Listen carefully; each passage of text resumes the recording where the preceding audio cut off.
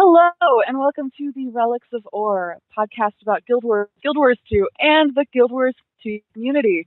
I am Tigerfeet, your host today. We have kicked the men to the curb, tied them up, and left them in a corner in Lion's Arch. They're playing with a baby plugin. We have with us Tasha from Tasha Darke. Hello. Tasha. We have Izzy Bot from Tocteria. Hello. And we have a new guest, Lady Verene from Under the Pale Tree.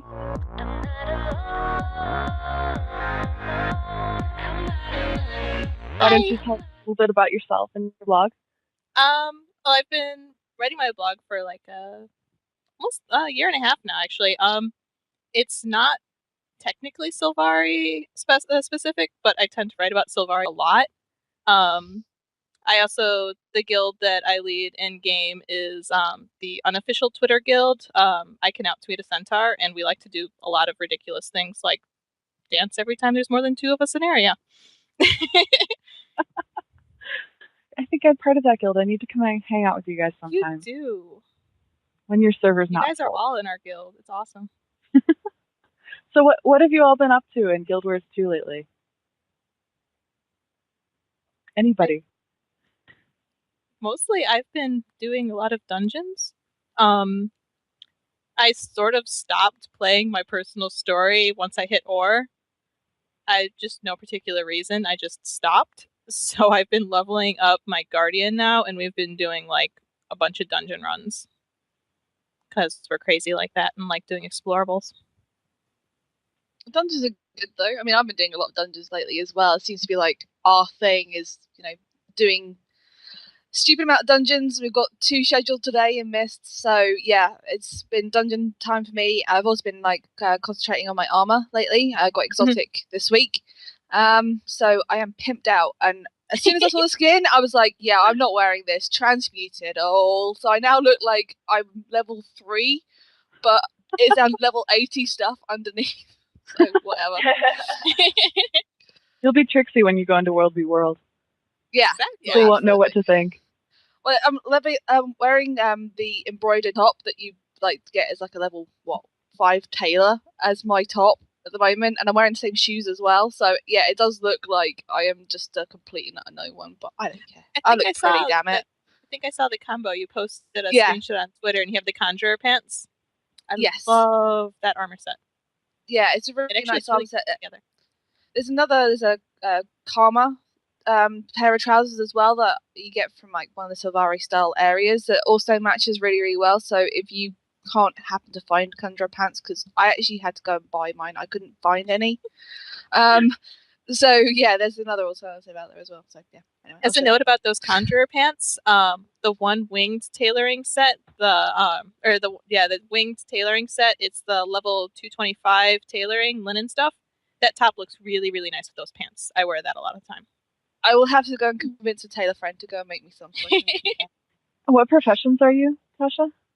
I am mostly just Mesmer at the moment. I have got a warrior and an Ellie, but they're like level 8. Yeah. What have you been doing, Izzy? Other than staying up till the small hours of the morning. Hey. I actually, after being on Relics 2 weeks ago, I just had this huge kick, and I ended up leveling my ranger like 10 levels, and then I have no idea why, but out of nowhere I started leveling a necromancer, so I have alcoholism already, and I haven't even reached level 80. Oh, nice.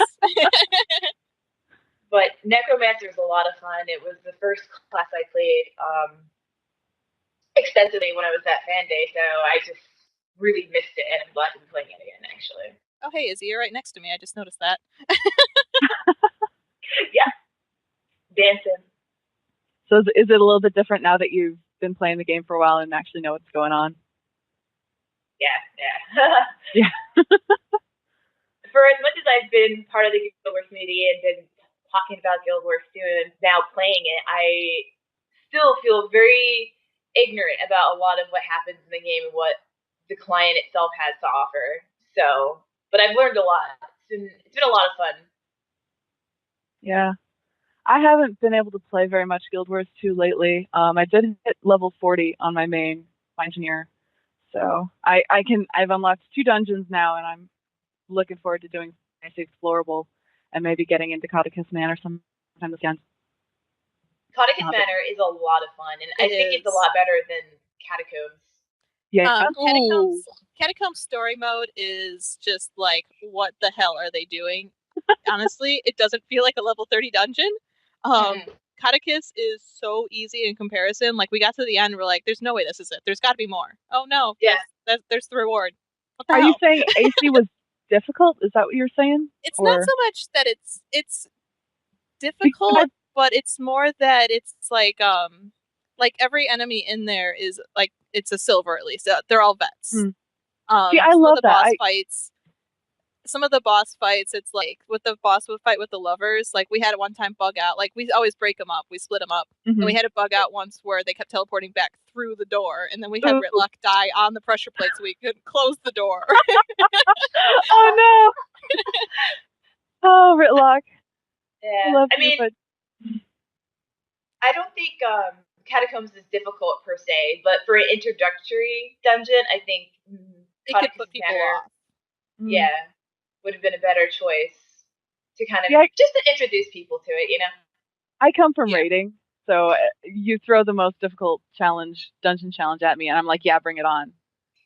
Plus, I don't know if like it's just because we stopped for a while and then started doing explorables, but AC explorable feels a lot easier than AC story to me. Really? Depends on the path, I think. I've done explorable once before, and there were, I don't remember which path we took, but we ended up with a bunch of slimes, and it was crazy. We had a lot of fun. We've done 1 and 2 a whole bunch of times. Path 3 we have never been able to get past because the hit boxes on stationary objects are broken to all hell. Ooh. So you'll be standing next to it and hit, miss, obstructed, miss, out of range. It's hard. But like path 2 we can clear in, half an hour, so long as the cave troll doesn't spawn. Path 1 doesn't take too much longer. That's just because we get cautious and clear everything at the end. Which path is on the slimes at the end? I know that there's a bunch of oozes that spawn in both 1 and 2 when you get closer to the end. I don't really see what point they serve because they're just there and they're not blocking anything. This was like the final thing. There were oozes. Oh, I don't know then. Turrets of some sort. That must be path 3, which is the one I haven't really succeeded. Okay. I haven't done all 3 yet. I know 1 and 2 really well, but I don't know 3. Yeah, I'll have to go back.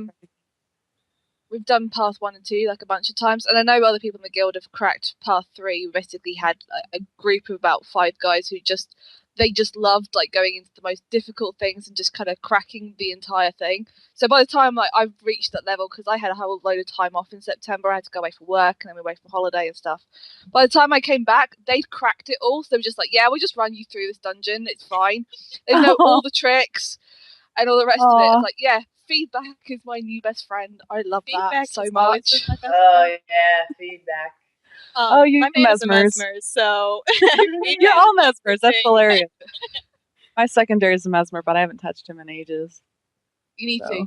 Seriously, it's so good.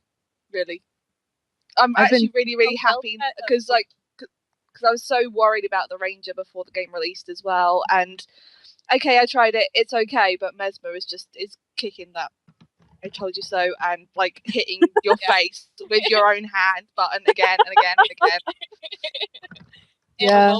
A well-placed feedback can screw over like pretty much any enemy if they use any sort of ranged or projectile attack. What's feedback on? Is that a utility or is that on a weapon? Utility. Yeah, it creates a reflective bubble around the enemy, and any projectiles they use reflect back at them. And certain attacks it can do like interrupts, and like say like you're an AC explorable, the Graveling breeders, like you know how they spew out like little baby Gravelings. Mm-hmm. If you hit feedback at the right time, all the little baby Gravelings they spew out become your allies and fight for you. That's amazing. So like, whenever we do AC, like if me and Dara are there, we have a small army of baby Gravelings following us everywhere. Oh my gosh, that sounds so cute. I want to dungeon with you guys so bad. Actually, I've heard that you don't have to be on the same server to run dungeons together. Is that true? Do you guys know? This is very on the true. same data center. So, but like anyone from any North American server could do dungeons with anybody on any other North American server. Yes. And same thing with you. This weekend sometime. You guys we need to hook up.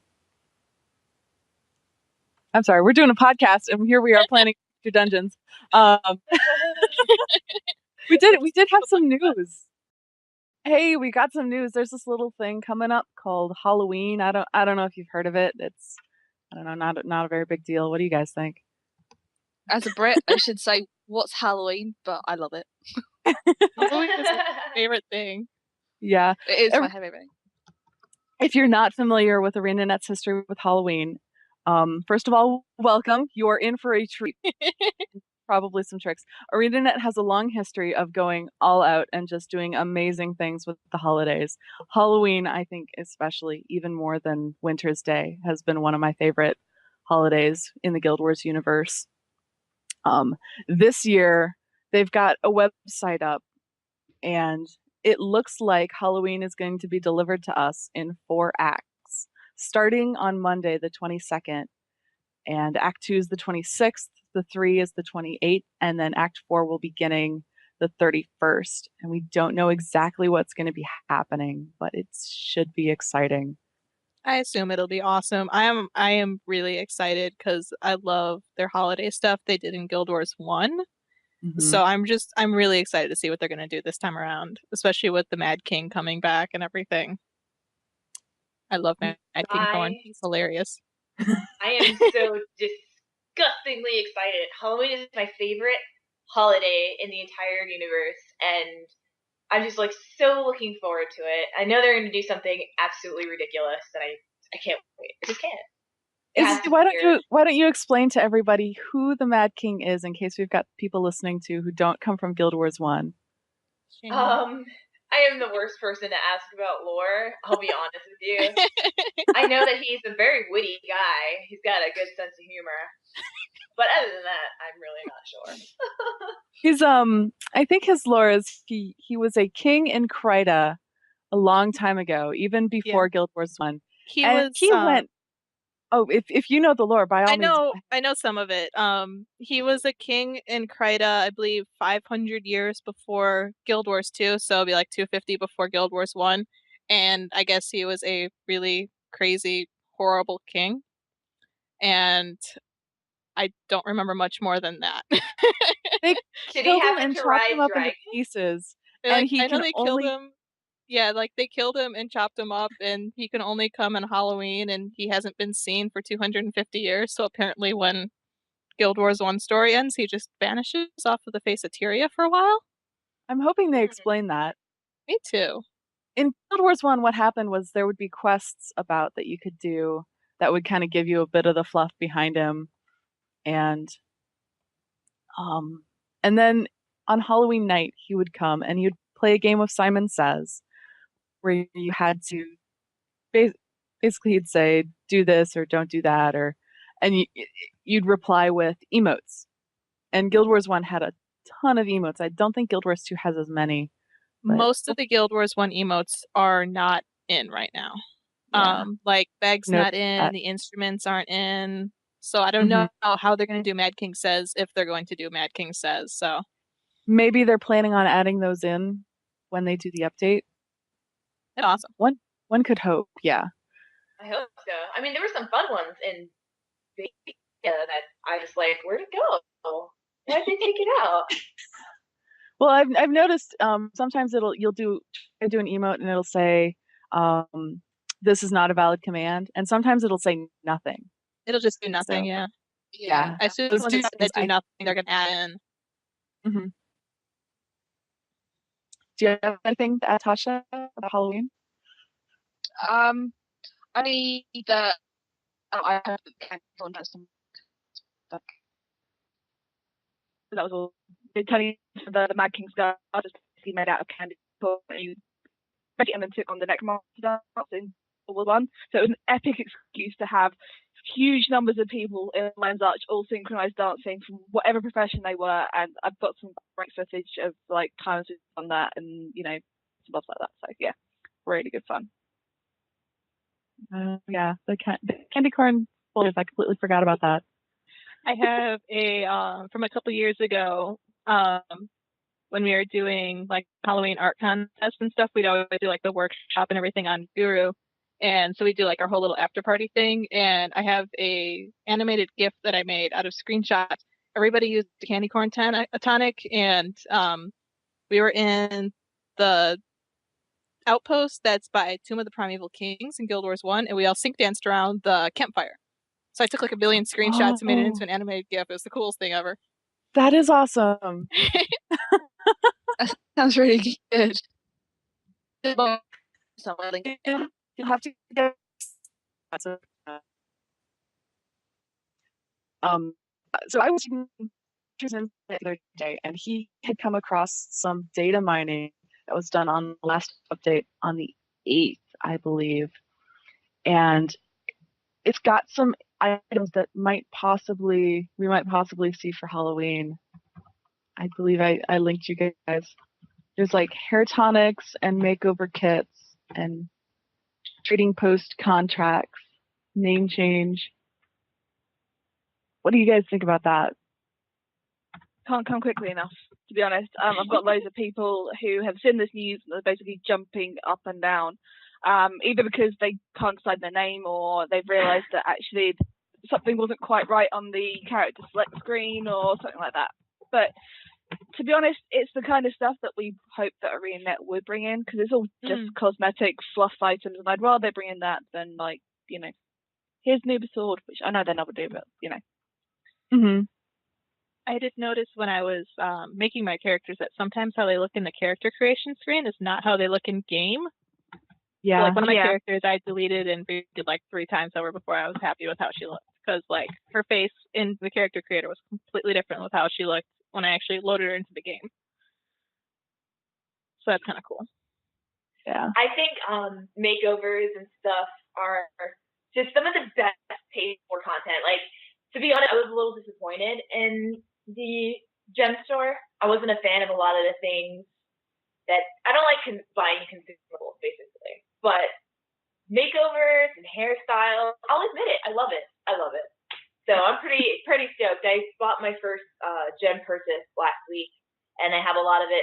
I was saving a lot of it for Halloween to see what they were going to come out with. So yeah, yay. I think things like makeovers are a good thing for them to have too, even just in terms of revenue, because you can get tired with how your character looks and buy one and use it, and it's a one-time use thing, and people might want to use it more than once.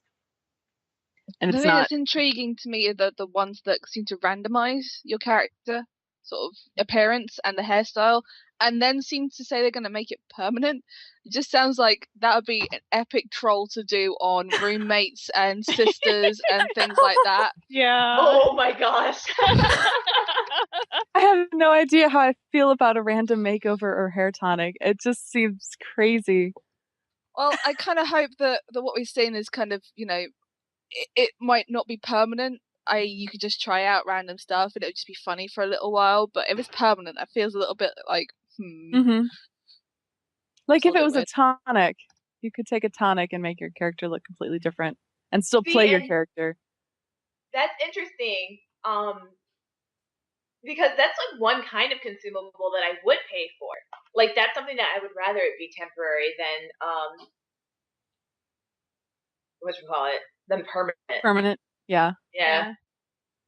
Because I love the tonics, but when you're in a tonic, you can't use any of your skills. So it's like, you know, I want to use one, but if I'm running around fighting things, it's there for like 5 seconds, and then I have to fight something.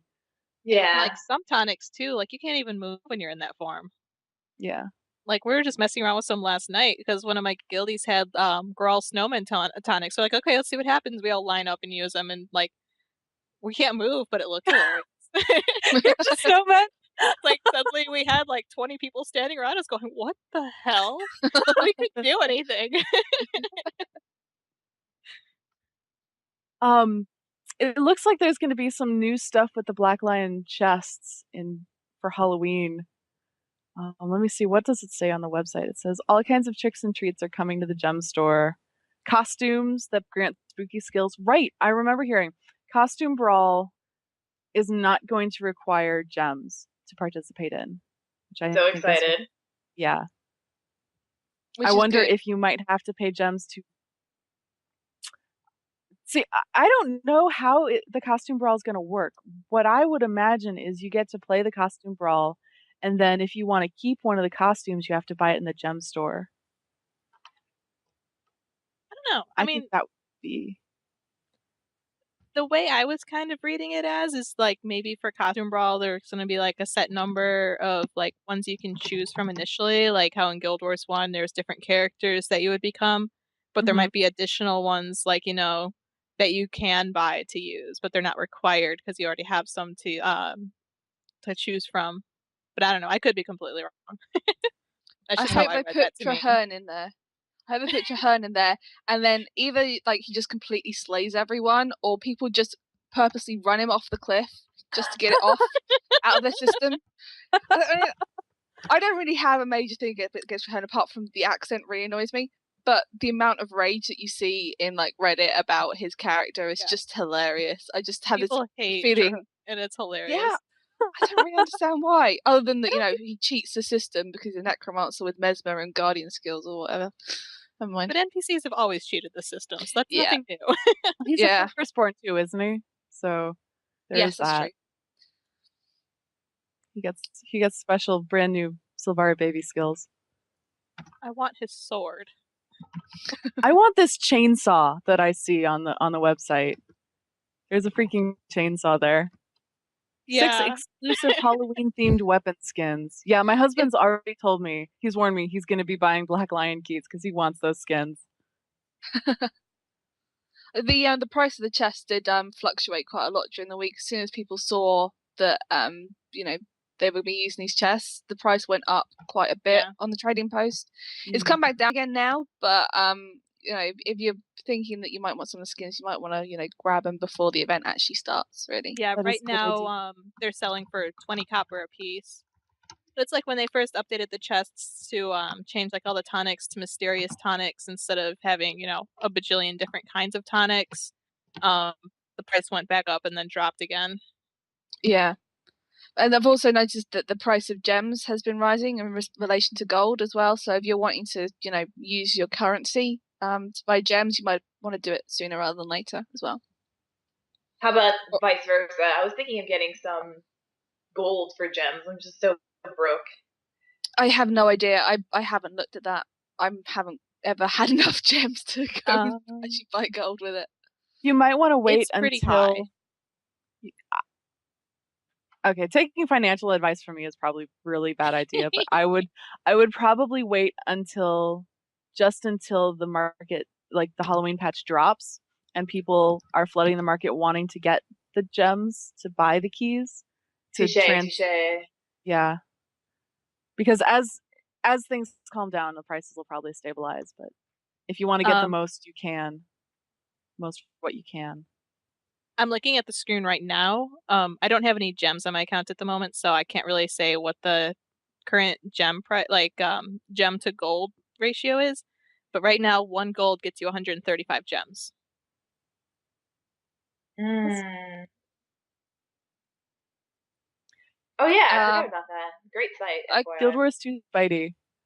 I can trade 101 gems for 53 silver, and my cat's just jumped up on my PC. Uh-oh. Luckily, I've changed cases so he can't turn it off anymore. Because that was fun for a few weeks. Have my cat turn my PC off whilst I was using it. Never mind. Oh, cats. I know. All right. Do we want to take a break before we talk about Pink Day? Sure. Hey, we are back, and Lady Verene is running amok in Lion's Arch on whatever server that she's on that I can't get to because it's full. And she's doing some stuff for Pink Day. Why don't you tell us a little bit about that? Basically, I'm helping out with Pink Day in LA. We're on Jade Quarry right now, actually. They're going to be starting the festivities. Actually, I think it's already started, but I'm not. I don't have the stream open right now, obviously. I will be participating in the race that we're doing. It's essentially going to be like a scavenger hunt / race, and I will be doing the kickoff for that in a few minutes, actually. So it's going to be kind of cool. There's going to be like people hidden all over the map, and you got to find them based on the clues we'll be giving out.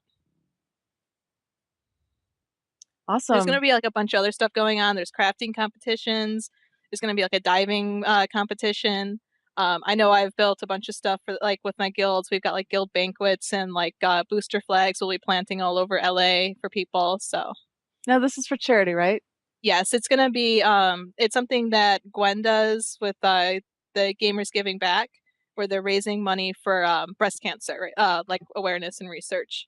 And it's something like I've always hung around like in the town and stuff like that in Guild Wars 1. But one of my friends actually, and she's younger than I am, and she is currently going through breast cancer treatment right now. She was diagnosed about a month ago. She just had surgery and she's going through chemo right now. So that's why I'm like, this is a bit of a bigger deal for me this year than it's been previously, because someone I know personally that I'm good friends with and who is very young, she's only 24, has breast cancer and is going through treatment. So since we are recording this right now and we're not broadcasting live, people are going to be listening to this after the fact. Is there, if they missed Pink Day, is there anything they can do to get in on the festivities or to donate if they want to?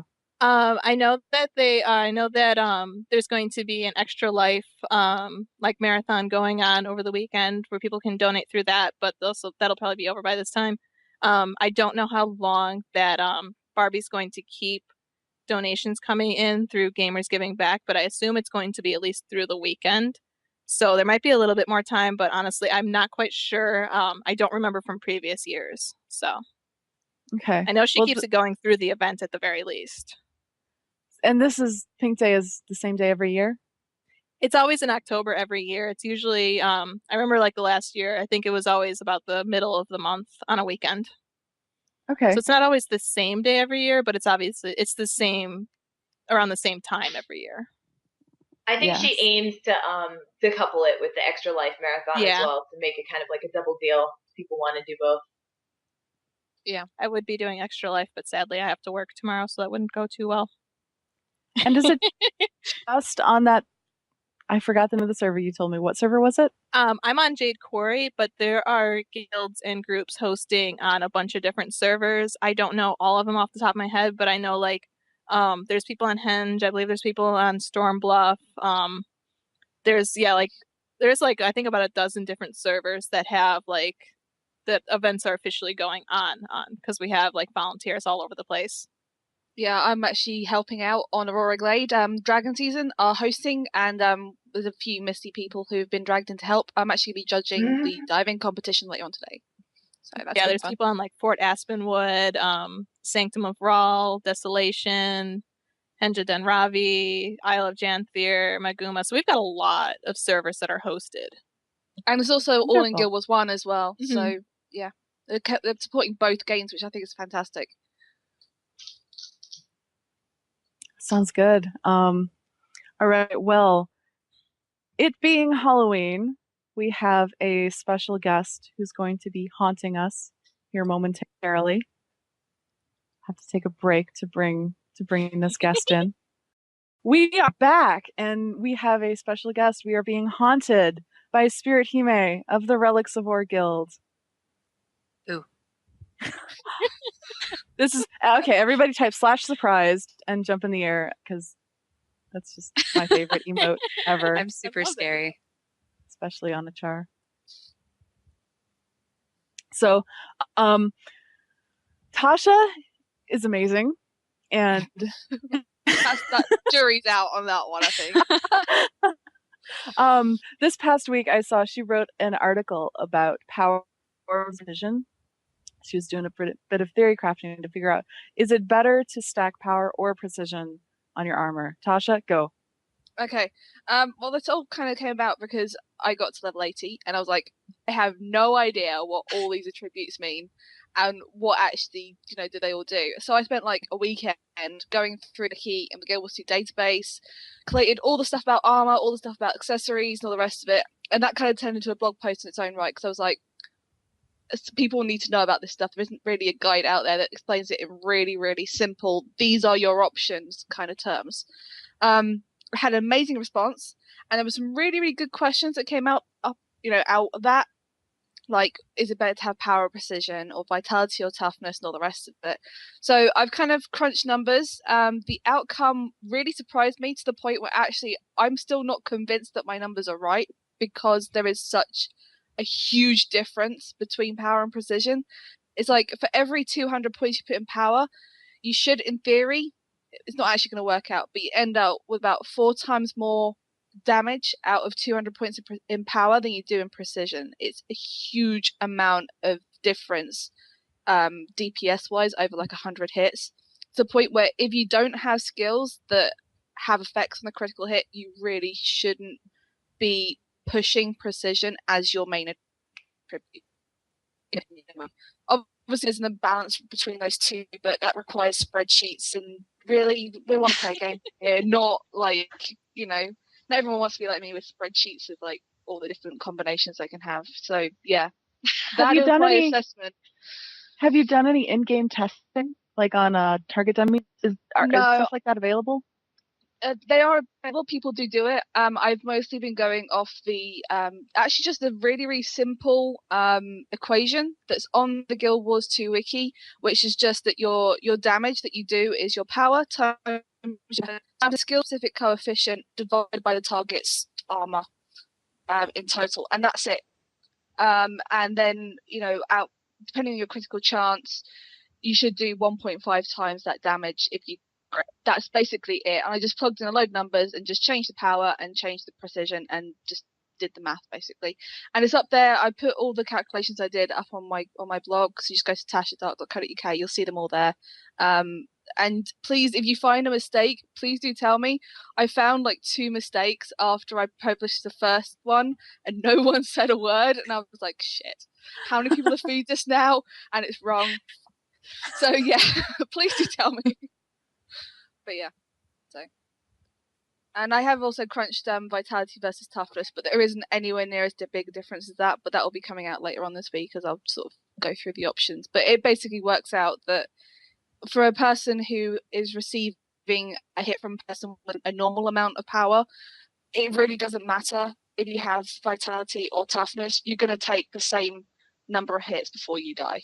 It's just a question of whether it's going to be coming from conditions or from hits. Is what you should be going, really. Interesting. I look forward to reading that one. Me too, especially because I right now have toughness, because I'm debating if I want to go for more vitality though, or what I want to do. Just something to keep me alive a bit longer in dungeons. Well, the thing is also, it's not an either or choice. You can push both. It's just a question of, if you push both, you're going to be losing something somewhere. And would you rather push things so they die quickly or survive a little bit longer? And bearing in mind that, the best way of not dying is that you're not getting hit in the first place. It isn't always possible. But if dodge, Beep,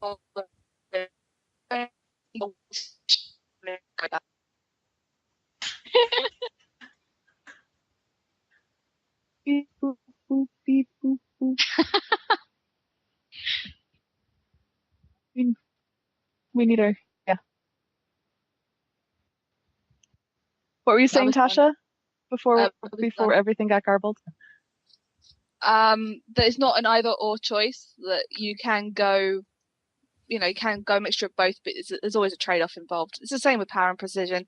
If you're going to go a long way power, you can push precision as well and get even more damage, but it's a question of whether you want that, or you want magic find, or you want condition damage, etc., etc. So yeah, I will at the end of it be releasing a spreadsheet that allows you to just put in various different numbers and compare the output, but that's really a lot more in depth than most people will want to go. But yeah, I could see that being really useful for trying to analyze if you want a piece of armor, a specific piece of armor or not, to be able to put in its stats and see what it'll do to your stats.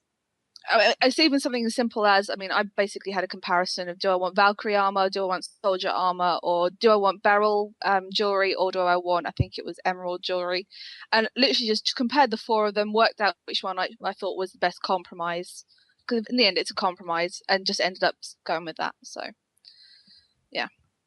I have a question. Do you think there is going to be a desire to have multiple sets of armor because of I the think way there will sets be. work? I can see it happening, especially as people, hit 80 and they start doing more things. Like, I have 4 sets of armor right now. Wow.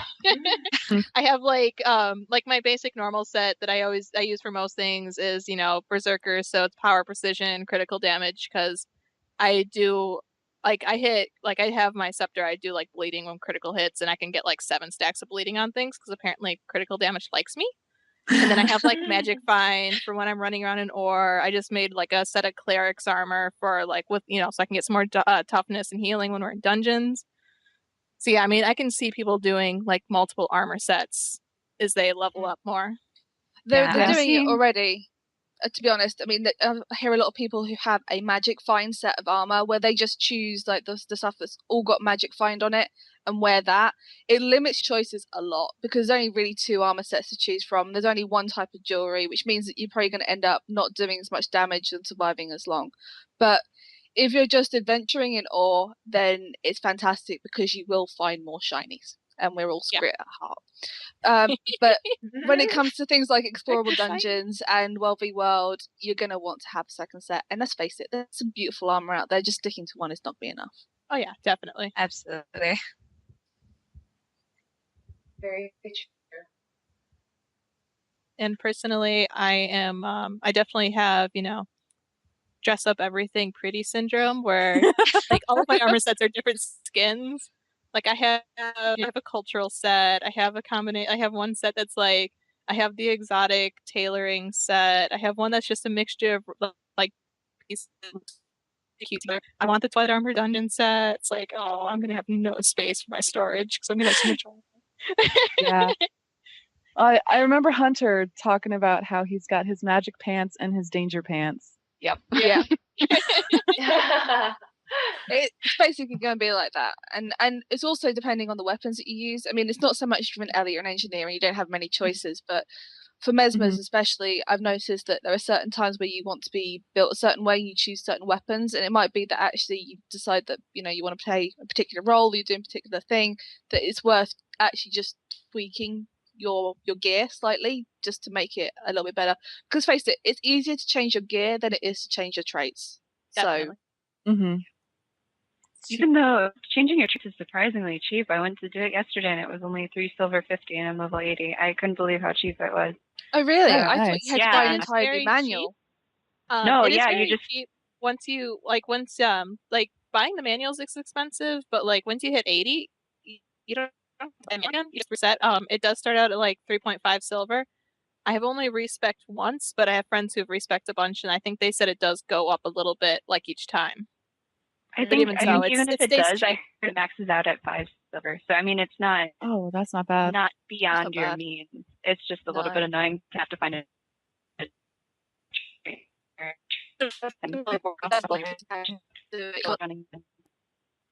Robots. What? Yeah. Go Spirit. You were roboting there for a moment. Yeah, oh, it's not hard to do. We switched out a couple times last night in between dungeons just for trying different things. So it's not a pain in the well, it can be a pain to find a trainer, but once you find one, it's not hard to do at all. They're in all the cities, and I think outside most Awesome. of the cities. Yeah, like all the starter areas have a trainer. All the cities have a trainer. Does Fort Trinity have some? No, I don't know. Well, Fort LA Trinity has a seems to trainer, have- so you can just go to the Yeah, Myth and then that's true. hop to LA. The thing is, for the people who spend a lot of time in Ore, Fort Trinity has almost everything except a bank. Apparently, a bank is impossible to find in Ore. Oh, There's no banks in ore, but there is in the middle of Sparkfly Fen. I believe that's the area. Like, there's this area in the middle. It's at Zintel Holy Grounds waypoints, if I remember correctly. Yeah. There's crafting stations there. Just Okay. completely in the middle of Sparkfly fun. Nice. Yeah. Not quite sure why they're there, but it's handy. Yeah. All right. Well, do you have anything you want to pimp? You guys want to pimp? Yeah. Like anything you found online, anything you're up to, anything you're doing, anything you want to talk about? Like I think it was Tasha that had some art she found that was fantastic. I troll through Reddit, the subreddit, a lot. A bit more than's probably healthy. But there's a guy called Jafufu, I think that's how you say it, but he does amazing wallpapers for Guild Wars 2. You might have seen the one that's like a golem being led through water by a load of Quaggan babies. He's done one for Halloween, which is a load of golems that have dressed up, ready for trick or treat. One is like dressed up like Ritlock. It's the most adorable thing that I have ever seen. So hopefully we'll get a link to his deviant art up somewhere that you can go and have a look at it. But it's just adorable. They are. I was looking at them. The one with the Ritlock golem has a little cat pumpkin behind it. I was freaking out earlier about it. So what have you been up to lately, Spirit? You came in kind of late. You missed our beginning. What are you working on? I've been doing a lot of dungeons. That's basically it. I'll log on, we'll get kidnapped into a dungeon, and then I end up there for the rest of the night, and then I'm off to bed. The hours of the morning. That sounds like a pattern. I'm noticing a bit of a pattern here. We all like dungeons. Yeah. Dungeons are just fun. I love the amount of coordination it takes, and the communication. Everything about that is just wonderful, and I enjoy the challenge of it. I've been doing Crucible of Eternity with the infamous Subject Alpha, who throws AoE literally everywhere. It just appears at you. He doesn't target. He just does AoE on everyone, whether you're stealthed, whatever. You've got to move. You've got to be dodging all the time. It's probably the most frustrating boss, and I am just a happy camper, really enjoying everything. Everyone's like, we keep dying, and I'm like, I know, isn't it great? Oh my goodness, a girl after my own heart. Yep. Sometimes that's gonna be hilarious in this game. Yeah, that's true. Especially we what have do we do? we have the occasional moment in a dungeon where stuff kills us. We're like, what the heck was that? That was hilarious. Where did that come from? Yeah. There was we did Sorrow's Embrace the first half last night, which bugged out on us actually, and we had infinite spawn of these unkillable veterans. They had more health than legendaries, and health legendaries was. Anyway, they would run and hit a door and then just die. So we were attempting to dodge them, and what happened was it was a narrow ledge, and people would dodge off into the lava and have to start over. It was quite frustrating, but in the end we made it through. I just have a great time in dungeons. I love going through dungeons. I've done Aspeline Catacombs and Catechist Manor explorable so much that we basically just have them memorized. It's awesome. Have you found the pillows in Catechist? Which one? The pillows in Catechist's Manor? Yes, that one. The first time we did it, it took us forever to figure it out. On the Seraph path for Catechist Manor explorable, there's this room where the floor is trapped, and basically, the only way you can get across it, like you can stand on these couches to fight the enemies in there, but like you can only get across the floor without getting killed. Like there's pillows laying around, you pick it up and it just says throw pillow.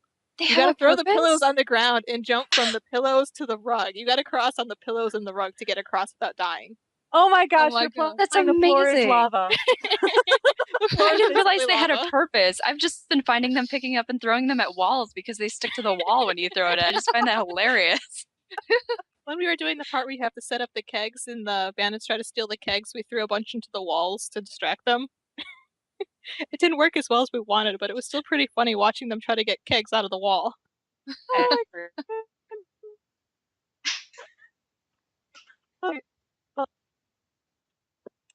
anything else, I think we can go ahead and wrap up. This has been a wonderful episode of Relics of War. You can find us. I'm a robot. Yay, I'm a robot. Let me know when I'm not a robot anymore. Yay, pretend. Okay. Yeah. This has been Relics of War Lady Night. We did some theory crafting. We talked a lot about clothing, as you probably expect. You can find us on relicsofor.com, I believe. I think we're on Twitter at Relics of War.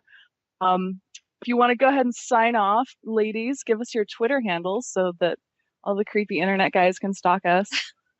I am at SAC Tigerfeet. I also have a blog, secretagentcat.com. Were you, Tasha? Hello? I am. Sorry, you went really quiet for me again.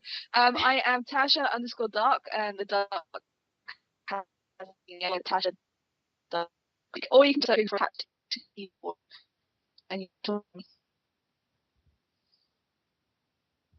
And Verene, your my Twitter handle is at Lady Verene. It's VERENE, and my blog is thepaletree.net. Izzie, you've been kind of quiet lately. How you holding up? I'm good. Just a little tired. On Twitter, I'm IzzieBot, IZZIEBOT, and I'm at talkteria.net. I know what you said. But I'm and I don't have a blog or anything. I've written a podcast post on Hunters Insight, so go check him out. Yeah. Hey. Wait. Everybody, you take care. For the Legion. To save the night, I close my eyes and drift away. Another time, another place holds me. Everything is withering around me, but deep inside. Ba ba ba ba ba ba ba ba ba ba ba. Do